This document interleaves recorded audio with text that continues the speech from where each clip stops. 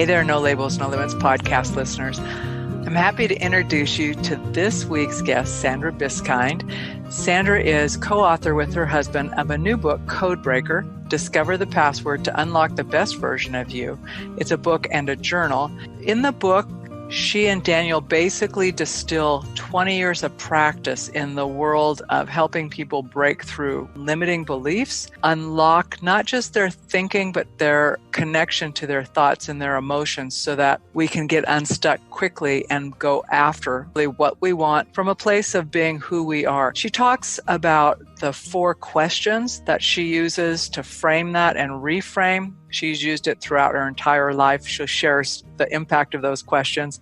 She talks about this concept of sovereign ownership. And she talks about the link between our unconscious and our DNA and what science is telling us about that. Towards the end of the conversation, she surprised me by sharing with me her big audacious goal, what she and her husband are working towards, so that they can leave a legacy and take all of the knowledge that they have learned in the 20 years, make sure that it's embedded and that others can share it and carry it on so that once they are no longer doing the work, it can continue to grow, be enhanced, and reach people across the globe because it is that life-changing. Let's hop over to the interview and meet Sandra now.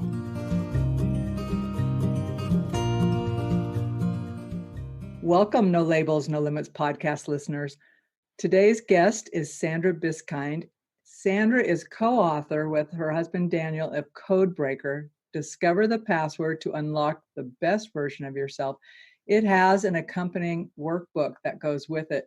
And Sandra has a number of stories to share with us today. But Sandra, before I dig into the full conversation with you, what's top of mind for you today? Oh, I love that question. You know what? Top of mind for me almost every day is how I show up in the world.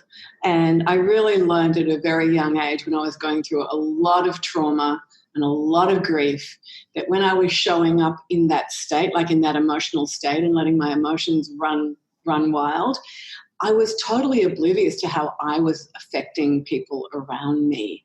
And that's when I understood I really had to, master my frequency and show up in a way that felt more in line with who I really am. And also it started to attract different people and different events and my business went through the roof. So I think top of mind is how am I showing up today? And it's like I'm showing up as the best version of me or I'm not. And if I'm not, why not? What's happening? So I think that's really interesting to start with the conversation about your energy and what you're bringing to something. And when you noticed that many years ago and when you first started seeing how you were showing up, what was one of the first clues that you weren't being your best self? Oh, it was a very courageous staff member of mine. I had a fashion boutique and I had just left a very painful marriage, so I was going through a lot of emotion there. I had failing health because I'd had a decade of hospitals and almost dying. My town was in a financial crisis. I mean, if you start adding up all of the things that were on top of each other, I would go home at night and cry myself to bed. There was no food in my fridge. It was really a very interesting time. And of course, my staff member came to me and said, we're walking on eggshells around you. We don't know if you're going to come in here and be happy with us or you're going to be sad, angry, upset, or a bitch. And it was like, it was almost like she slapped me across the face and said, wake up. And I realized that I had been oblivious, and in a state of oblivion, you have no awareness whatsoever of how you are showing up. And what a gift that was for me, because I was allowing my emotions to have me show up in a way that was not conducive to me being a fantastic employer. It was not conducive to me having a brilliant, successful business, and it certainly wasn't conducive to me having great relationships. So I realized then and there that, okay, this has got to stop. I've got to change my frequency. And I understood very early on, I was 27 at the stage, that the way to change my frequency was to change my thoughts around what I was feeling. And having done that, that just changed everything. And I used 4 questions, which we can teach your listeners if you like later on or now. But those 4 questions are in Codebreaker. They're actually in every single chapter because they're so important. And I have taught, and Daniel and I have taught people these questions for decades all around the world. And business people and people in relationships have had the same great response as what I had. So it's like, okay, everybody, let's master our frequency, become the sovereign owner of our own emotions, and let's start showing up in a way that serves us rather than in a way that sabotages us. So let's talk about those 4 questions, because it sounds to me like they were pivotal in your transforming. Yes, completely. So that sounds like a good starting place, yes? Yeah, it is. And it's great for people because, if you're listening and you're going through anything at all where you're feeling, grief, emotion, depression, this will help you shift that. And it's even if it's only an incremental shift, it's still a shift in the right direction. So the first question I asked myself sitting in my car outside my business at 27 was, what am I feeling? And that was easy. It was like, okay, I'm feeling angry, sad, alone, unsupported. And the second question is, what am I focused on? Okay, so what am I thinking about? And I realized I was focused on the fact that I had suppliers calling me every half hour for money I didn't have. I was totally stressed out. I was thinking about all of the mistakes my staff were making. I was thinking about how come there's not more clients coming in? Like everything negative you could think about, I was thinking about it. And then so question number 3 is, well, what do I want to feel? And that was a pretty obvious one because, if you're a sane being, you don't want to stay feeling like that. So what do I want to feel? I want to feel happy about going back to work, about being in my own business that I've created. And so question number 4, the big kahuna, I sat there and I asked myself, okay, what focus will serve that? And it was like a penny dropped and it was like, oh, I've got to focus on how much I love and am grateful for this incredible business that I've created, these amazing staff that I have drawn into my life, even my suppliers, just really turning it all around. And when I got out of my car, my frequency was so high that I walked into the shop and my staff were going, oh, it's like they took a deep breath. Oh, so here she is. This is the real Sandra, right? And clients started coming out of the woodwork. They were actually coming in saying, oh, don't know if we want to buy anything, but we just love the energy in here. It feels so good. And I ended up putting couches in all of my boutiques after that so that all of these women could come in and have tea and coffee and champagne with us because they wanted to sit in this beautiful energy. And my suppliers, interestingly enough, when they rang me, and I was absolutely truthful with them, I said, the check is not in the mail. And they went, wow, that's refreshing. And, and I promised them that I didn't have their money, but when I did at the end of every week, I would divide it between them and they would get money from me every week. And they could tell by the level of integrity and the confidence that I was speaking from that they could trust me. And those people trusted me all the way through that financial crisis and out the other end. And that's the big shift. When you can master your frequency by mastering your thoughts and how you think and feel, and by becoming the designated driver of your emotions rather than the other way around, then you are going to have a very, very different life. This is called setting people free, right? Yeah. So I have a question because one of the, there's this, I'm not sure you'd say it's an argument, but just a different viewpoint, right? Some people say your thoughts affect your feelings. Some people say your feelings affect your thoughts.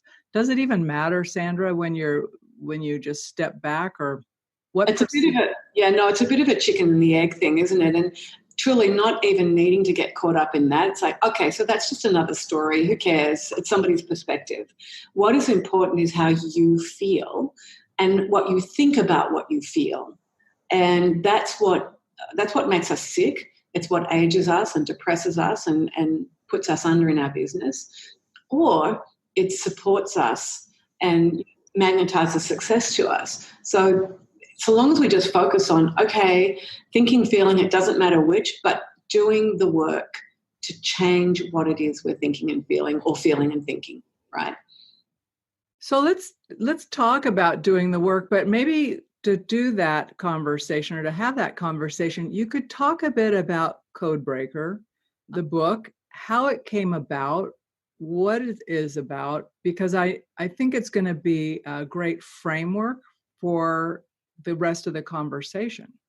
Absolutely. So Daniel and I, when we got together 20 years ago, realized that we both had a mission and we both wanted to help end suffering and set people free. And about 6 years ago now, I said, okay, so we're going to write the book so people don't need us. We're going to create our legacy work that we can give to the world. And so every morning I got up at 6 o'clock, which, by the way, I'm not a 6 o'clock in the morning girl, but anyway, I was woken up at 6, and from 6 until about 8 at night for 6 weeks in a row, I was up out of bed and I was at the computer. I had no idea what I was writing, and it was all just flowing like you would not believe. And at the end of every day, I'd say to Daniel, oh, do you want to read this? And so there it was. But what was incredible about that, before that process started, we said, what is it that we want to give to the world that will help stop suffering? What are the chapters? And this is a really great tip for people who want to write a book to actually do this. We put a huge piece of paper up on the dining room wall, and we thought, on little sticky notes, different colours, we put all of the chapters, the names of the chapters that we thought we would name our chapters across the top, so that we could collect quotes and information and have it underneath. So by the end of it, there was this huge board full of sticky notes with this amazing brainstorming thing. But we looked up at the board and I said to Daniel, oh, don't the chapters spell a word? And he was looking and going, yeah, platinum. And I'm going, no, not platinum. Everybody's got platinum, everything, like, please don't give me platinum. But when we looked at it, it was like, here's this perfect octave, these 8 chapters, starting with peace, which, of course, if you haven't got peace, you're suffering, so forget about everything else. And it finished with mindfulness. So platinum became this very high frequency acronym for the password to unlock the best version of who we are. Because we realized that once we mastered platinum, which is peace, love, awareness, trust, integrity, neutrality, unity, and mindfulness. So we understood, and they were the things, by the way, we wanted to write about. So we didn't think, let's use platinum and then trying something to fill in it. It came the other way. And then we realized that it wasn't enough to master those, that we actually had to help people master the blocking frequencies to them, because that's where we live. If you write platinum down one side of a board and you write the blocking frequencies down on the other side, which is what we do in our live events and online events, people look at the board and they go, so we've been living on the wrong side of platinum our whole lives. and I'm going, yeah, that's where humanity is. We're on the wrong side of platinum, right? And it's because no one teaches us that when we haven't forgiven someone, we will never know peace, right? It's just so easy. Actually, it's not easy. It's simple. It's not necessarily easy to forgive, but it's a simple process. So the whole book revolves around platinum and how you, where you are on this scale. Like you can have measurable shifts when you go through this work. You start out feeling one way when you start reading the book, and you absolutely feel an entirely different way when you've finished it. And it's really interesting. That's why we created, by the way, the Codebreaker Journal, because we realized that people were going to use this book over and over and over again for years, for the rest of their life. And they didn't want to be scribbling all over the whole book as to answer the questions. So we created the journal. So we envisaged that people would be buying lots and lots of journals, because when they read through it the first time and they find out, they answer the 4 questions and they go through the other, the meditations, and they go through the whole system, they'll realize they can look at their journal and go, wow, was I really feeling like that then? And now I feel so different. And then when they start it again, then they start from a higher frequency in a different place. So, it's been a very exciting ride. And honestly, we didn't get the book out for at least 5 years after we had this whole thing downloaded and edited, because we wanted to try it out. We've used it in live events. We've created programs around it. I use it with all of my private clients. And we both of us realized the phenomenal power that this system has to help end suffering. And it was at that stage we said, okay, we know this book, what's happening in here. We know it works. We know it's useful. We know that the world needs it. So here it is. So we were very circumspect about it. We were very diligent about it. We've worked very, very, very hard to create a work that we believe is good enough for our human brothers and sisters. Well, thanks in advance for doing the work, because I know it's not easy to take those big, powerful concepts and practices and distill them down in a way that helps us as a reader or user to understand them as deeply or as usefully as you do. So thank you. That's a big gift to your brothers and sisters here. Thank Sandra, you. can you give me a couple of examples of something kind of practical, whether it's of the piece or maybe is there one of the other letters that you think once people kind of get the shift on that, it like kickstarts other areas? Yeah, well, actually, each one of them does. But I love going to worry because most people trust. I love going to not worry. I love going to trust, the T in platinum, because most people during any given day are worried or anxious about something. And so what we're saying is, okay, we're asking you to become very mindful. And mindfulness is like, wake up, don't be asleep now, to what you're thinking and feeling. So wake up to what you're thinking and feeling, and what are you worried about? What are you anxious about? Oh, it actually doesn't matter what you're worried or anxious about. The fact is that that's a signpost saying, hang on, I've just left the high frequency of trust. Where do I really want to live right now? Wow, I really do want to live in trust. I don't want to live down here where it feels rotten. And so it's like, okay, I need to come to this place where I can trust that everything is unfolding as it should. I can trust I've done the homework. I can trust I've been diligent. I can trust that I have the wisdom and the connections and the power and the friends and the family to actually support me through whatever it is that I'm feeling right now. So that's a really big one. Trust is such a huge one. That's why I chose it first. I think the other one that really, really resonates for me is neutrality, because I see neutrality as another word for enlightenment. It's when you are no longer trigger happy. It's when people and things don't push your buttons to the degree where you have knee-jerk reactions. You say things that you might mean, but you wish you hadn't said, and you do things in a way that do not support you or your life. And so when you're neutral, you're not attached to the stories. You're not attached to being right. I had a client ring me the other day and she said, oh, my husband and I are fighting. And I said, okay, hang on a minute. Would you rather be right or would you rather be happy and in love with your husband? And she said, well, I would rather be happy and in love with my husband. I said, well, right answer for a start. So the fact is that if we're attached, and attachment it blocks neutrality. If we're attached to being right, to anything to do with it's my way or the highway, anything like that, then you're not neutral. Everything can push your buttons. And when it does, you just go into a completely different state. I mean, that's when anger comes up. That's when you say and do things that hurt people. So neutrality is a very, very important state for humanity. If you're not neutral, I'm testing this assumption with you, or my own experience with you, but when I'm not neutral and I have like this strong attachment to something, I also find like it blocks my ability to see opportunities or different ways of doing things. Would you say that's accurate? Oh, that was so fantastic, because that's exactly what happens. It blocks creativity, it blocks curiosity, it blocks different ways of seeing things, it blocks openness. It's actually, when you're attached to something, you're shut down. Can you imagine? I had one client, he was beautiful man. He was gay. And from the moment he told his parents that he was gay, they shut him out of their life. He hasn't spoken to them since because they said, no, that's a sin. That's not right. Until you change, you're no longer a part of this family, because they were attached to being right.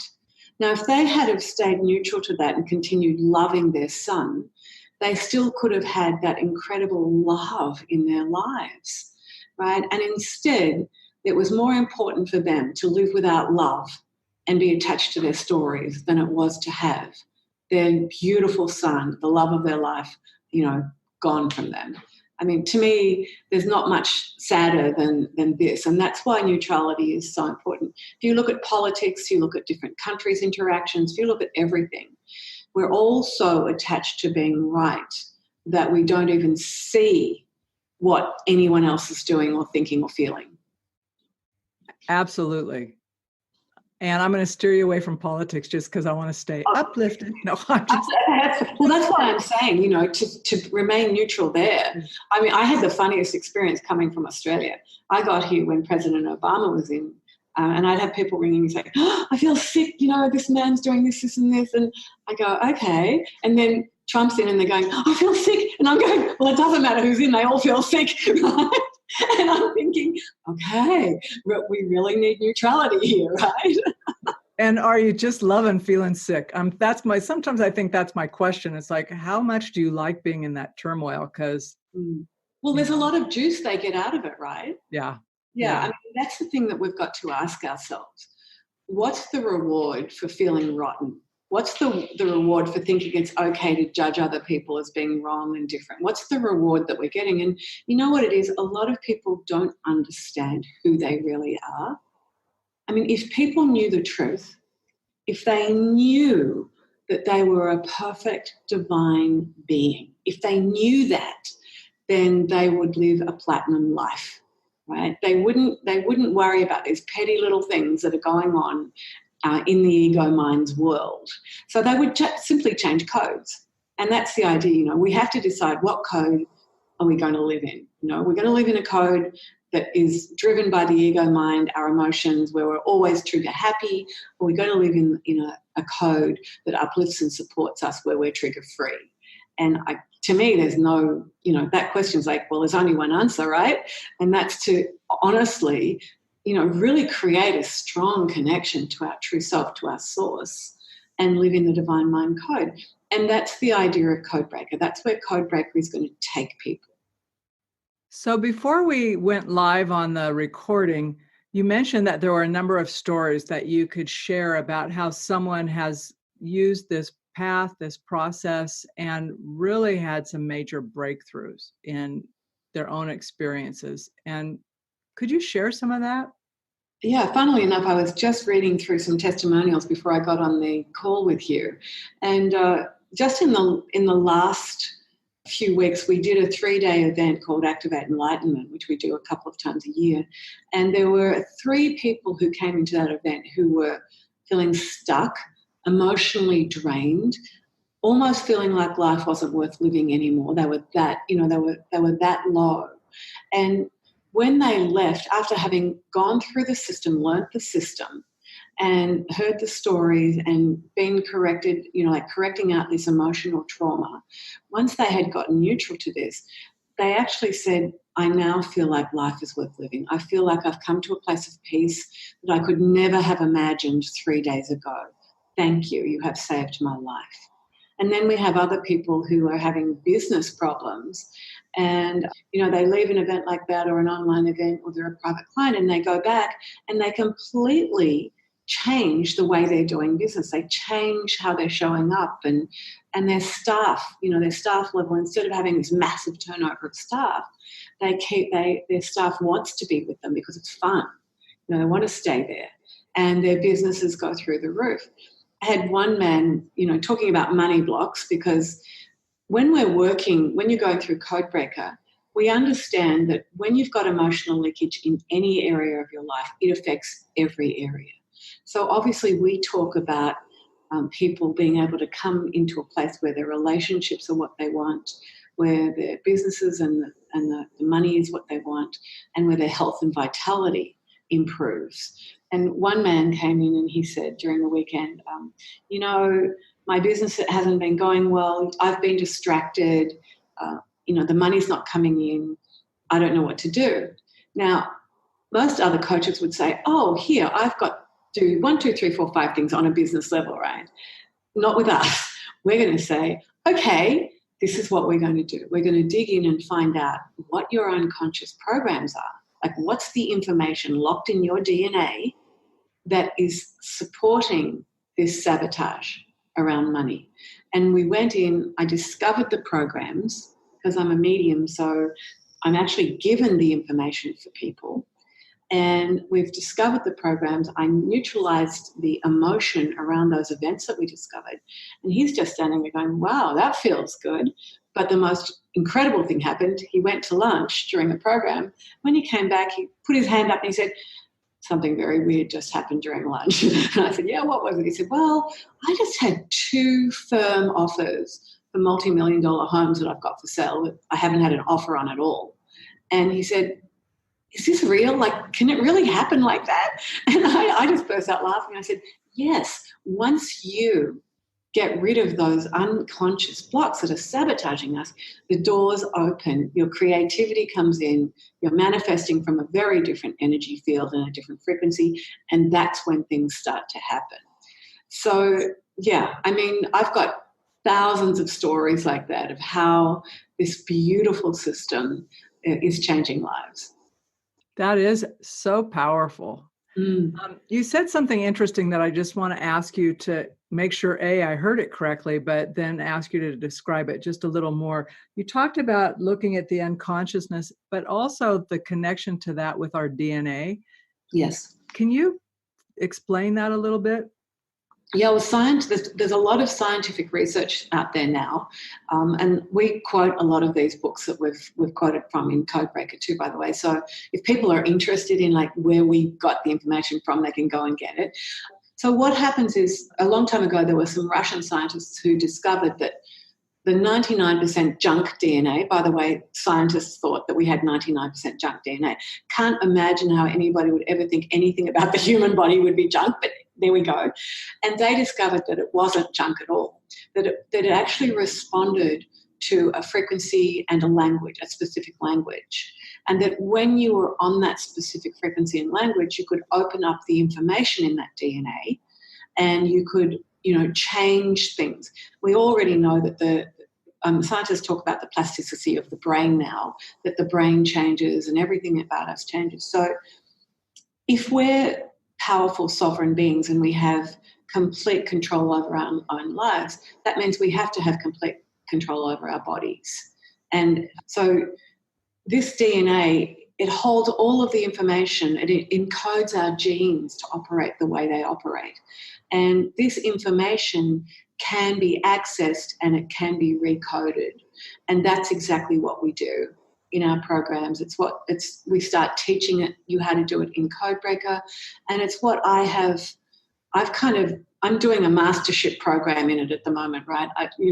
I've spent decades as a psychic going in and tapping into that information so that I can share it with people and actually recode what it is, the information that's been imprinted in them. I guess one little story would be about a woman who came to me and she was very overweight and she said, I have just been to the doctors. I've got markers for everything that every woman in my family have ever had: diabetes, heart disease, stroke. And she said, I'm not happy about this. And so during the 3-day weekend, we actually went in and we completely recoded that information. We neutralized and deleted all of the emotions brought forward from all of her ancestors, because just think about this, we're carrying all of our, that's a scary thought, right? We're carrying all of our ancestors, DNA in us and all of their programs. And when I did that, she was like, she started crying because she felt a physical shift. Now, a lot of people working with us actually feel a physical shift as well as a mental, emotional shift. And she got up at our next event. She said, well, This was like, 4 months later, she'd been to the just been to the doctor. She said, I no longer have any genetic markers for diabetes, heart disease or stroke. She said, and I've lost 18 pounds and you have saved my life. What she meant was, this work has saved my life. Right. Right. So that's just such a gift and so powerful for her. Yes. And that's what happens when you work on the deepest levels in the DNA and recoding gene expression, which is what we can do. Isn't this exciting? This is like the future now. It's so, so exciting.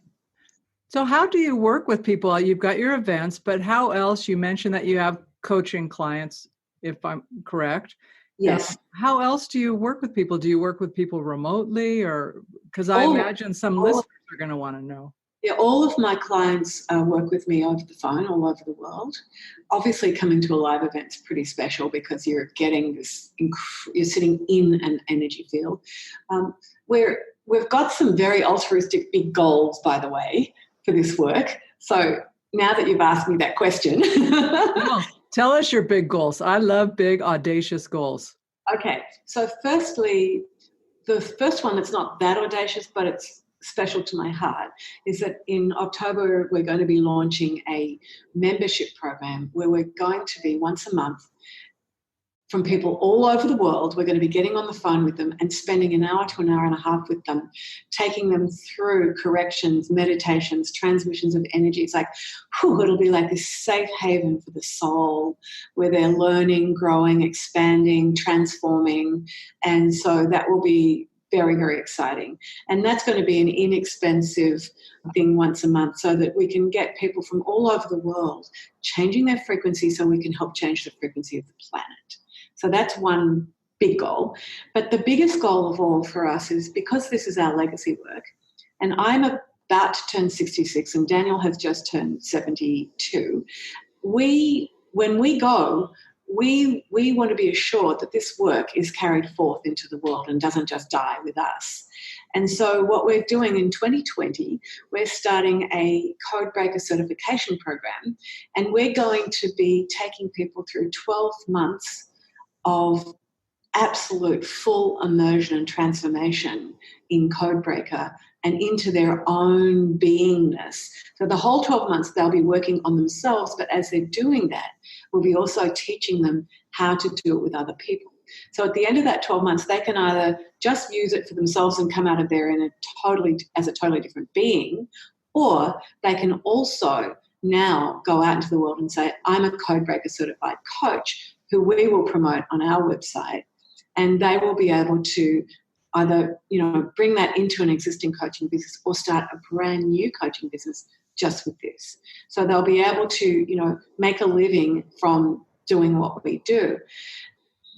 For me, the next step after that is, once we've got enough coaches, is then we want to take from that group and teach them how to teach what we teach in our live events and online programs. In other words, we're making ourselves redundant. So we're going to teach people to do exactly what we do, but it won't be exactly that. The exciting thing about Codebreaker is that once you start getting into the system, people are so smart and they start adding in their own unique ideas and they start expanding it. And we see this becoming, 20 years from now, it will be a much more expanded, amazing program than what it is now, because other people will have come in and we will have had their input and their divine guidance will be in the program as well. So you can see we are talking about a big goal here. We're talking about, this is the legacy work for the world. Let's step back. We're not the guru. We're the people presenting a program. We know how to make this happen right now, and so can you. So, yeah, we're big thinkers. When we first met 20 years ago, we decided to build a resort in the Bay of Islands that would be a spiritual retreat. So we did that, and guess what? In 2010, as a resort, it won the world's best luxury coastal hotel. So we don't do anything by halves. Everything we do, and both, in the fashion industry for me and Daniel in the building industry for him, both of us were multi-award-winning business people. So you can see what's going on here. There's two beings have come onto the planet with this this way of being in the world that wants to present to the world the best, not just for us, but for them as well on every level. And from that place, we've brought in this spiritual world that's been the underlying force and driving force between both of us. And so you've got something quite unique with us at the moment, and that is that first of all, you've got a couple, but you've also got two people who have been firmly entrenched in the business world and know how to make a business successful and have made millions, lost millions, done everything that successful people do. And now you've also got this deep spiritual component of decades worth of working with masters from all over the planet with knowledge that a lot of people don't have. And when you combine the two of them, you end up with Codebreaker. Or you end up with the world's best luxury coastal hotel, or you end up being the best version of you. I think that is the power of it. We haven't talked about this question, but since it comes to my mind, I have a question to ask you first about how old were you when you recognized that you were actually a medium? 3. Have you known that? Yeah, I was 3, but at 3, most kids are mediums anyway, right? So I remember going to my mummy at about 4 and saying, "Hey, mummy, what does Jesus talk to you about when you go to bed at night?" And that was just like unheard of because we were not a religious family. So her mind she's thinking, well, where did you get that name from? Right? And she said, "Oh, what does he talk to you about?" And so I would tell her that. She didn't answer my question. And then I remember also going to her and saying one day, "Mummy, I'm going to be a priest when I grow up." And she said, "Oh, no, Sandra. No, only men can be priests and only Catholic men." And I knew I wasn't a man. I didn't know what Catholic was. That was like out of my frame of reference at that stage. So I went back to her the next day and I said, "All right, Mummy, I'll be a nun." And she said, "Oh, Sandra, if you're a nun, you'll never get married and have children." And she said, "And you're not Catholic." And I thought, this Catholic thing's coming up again, right? Because I knew I was a girl. And I put my hands on my hips and I looked up at her and I said, "Don't you worry about a thing, Mummy. When I get older, I will teach people about God and love." And with that, I stomped off. And it was like she was kind of, in my little mind, I just knew that the priests and nuns were meant to be working for God, right? And that were about love. And that was why I was putting that on there. But it was, honestly, she must have, can you imagine if your 4 or 5-year-old comes to you and talks to you like that? I cannot imagine how she even felt, but I would love it. I would love it. And the fact that she didn't answer your question but asked you one back. Yes. Yeah. How brilliant of her to come to know you differently rather than just give you an answer. Yeah, she was a very brilliant woman. I'm sure, we never talked about it, but I'm sure she was psychic as well. But, if you think about 6 decades ago, who talked about this? Maybe in America, but not in a little town in Australia, I can tell you. So I was kind of like out on a limb on my own for a long time. Well, clearly you found your tribe. Yes, without doubt. Oh, listen. Worldwide you found it. Oh, worldwide, exactly. Oh, yeah. My gosh. Sandra, I have loved our conversation today, and I want to thank you so much for being a guest. There are so many other questions I could ask you, but I think the last one is, what one parting gift, I would say word of wisdom, but everything you've said is wisdom. So a parting thought or gift you would give our listening audience today? I want everybody to know categorically, and I feel like crying saying this, that you are a perfect divine being. That you have the ability to be free from what no longer serves you. So just do what it takes. Read the books, do the programs, find your mentors, and make sure that the mentor you find loves you unconditionally. That would be it. Well, that's it for this week's edition of the No Labels, No Limits podcast. We hope you liked what you heard, and if you did, we ask that you go over to iTunes, Stitcher, Spotify, or wherever else you listen to the podcast and leave us a rating and review. If you know someone who would enjoy this podcast, please be sure to share it. And until next time, have a great week living a no labels, no limits, and no excuses life.